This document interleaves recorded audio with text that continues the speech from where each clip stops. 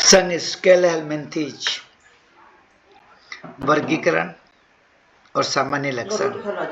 Scale हेलमिंथेज एक pseudocoelomate द्विवासर सममित त्रिजन स्तरीय अखंडित क्रमित तुल्य अंग स्तर का शारीरिक संगठन वाले अपूर्ण आहार नाल वाले जंतु स्केल हेलमिंथेज में आते हैं।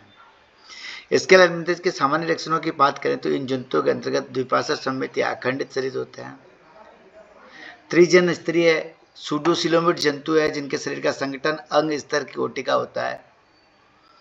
शरीर का अमाप छोटा सूक्ष्मदर्शी है, लेकिन कुछ जंतु कुछ मिलीमीटर से लेकर कई 1 मीटर तक या उससे भी लंबे हो सकते हैं।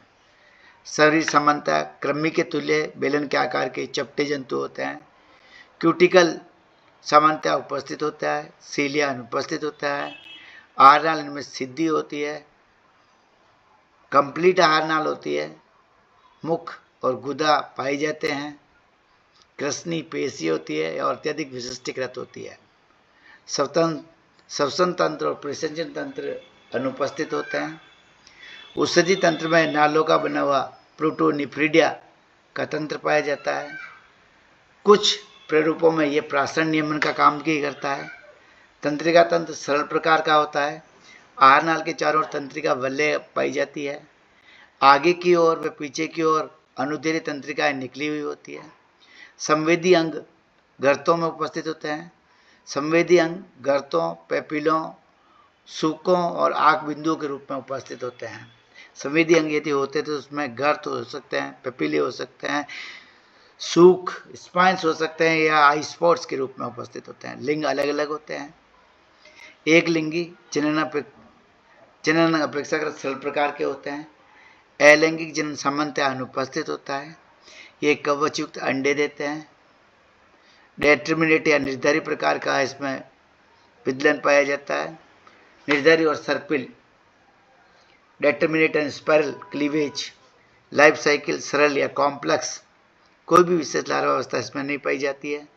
जलीय और स्थलीय आवासों में पाई जाने वाले जंतुओं का हिट्रोजीनस समूह है। इसमें कई सुविकसित प्रकार के परजीवी पाए जाते हैं।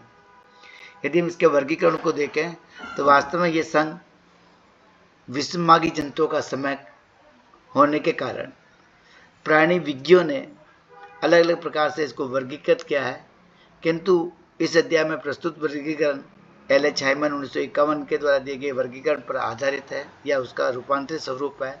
लेकिन स्टोरर और सिंजर ने 1971 में प्लेटी-एस्केलमेंथीज को भिन्न भिन्न वर्गों में वर्गीकृत किया है। संघ एस्केलमेंथीज को सुपरफाइलम बताया है। इस संघ में 5 वर्ग बताए गए जो इस प्रकार है। पहला वर्ग है इसका निमेटोडा, दूसरा वर्ग निमेटोमॉर्फा, तीसरा रोटिफेरा, चौथा गैस्ट्रोट्राइका और पांचवा काइनोरिंका।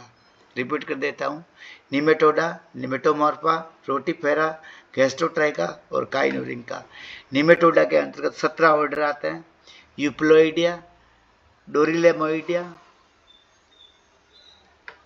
मर्मिथोइडिया, क्रोमेड्रोइडिया, एरिलोमोइडिया, मोइनस्ट्रोइडिया, डेस्मोस्क्लेरोइडिया, रेब्डिटोइडिया, एंगुलुइडिया, रेब्डिएसोइडिया, ऑक्सीयूरोइडिया, एस्केरोइडिया, स्ट्रोंजिलोइडिया, स्पाइरुरोइडिया, ड्रैगनकुलोइडिया, फाइलेरिओइडिया, ट्राइक्यूराइडिया, ट्राइकिनिलेओइडिया, डाइआइक्टोफाइमोइडिया।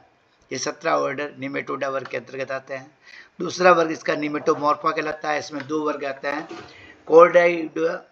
कोर्डाइओइडिया और नेक्टोनिमेटोइडिया। तीसरा वर्ग रोटिफेरा है जिसके अंतर्गत 3 ऑर्डर है, सेसोनेसिया, डेलोइडिया और मोनोगोनोन्टिया।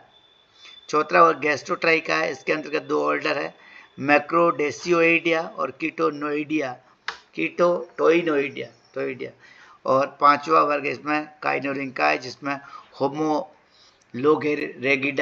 होमोलोरेगिडा और साइक्लोरेगिडा 2 एग्जाम्पल है। इस प्रकार स्केलमेंथेज का क्लासिफिकेशन हमारा कंप्लीट होता है। निमेटोडा, निमेटोमॉर्फा, रोटिफेरा, गैस्ट्रोट्राइका और काइनोरिंका नाम के ये 5 जो है वर्ग इसके अंतर्गत आते हैं।